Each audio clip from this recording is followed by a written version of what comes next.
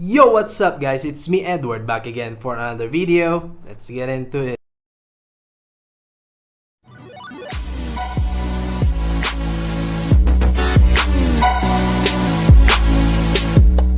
Hi everyone, hope you're doing well, everything is good.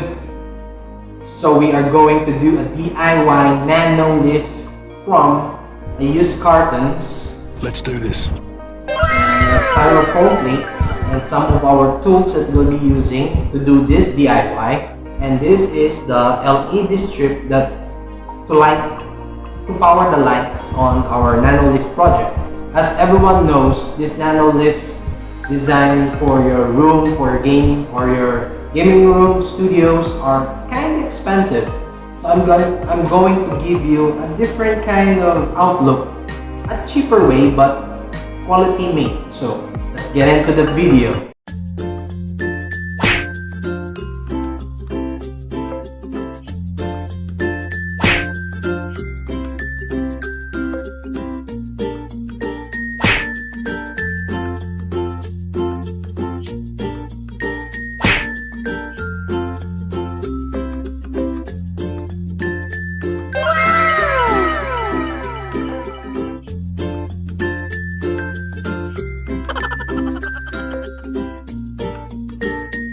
Let's do this.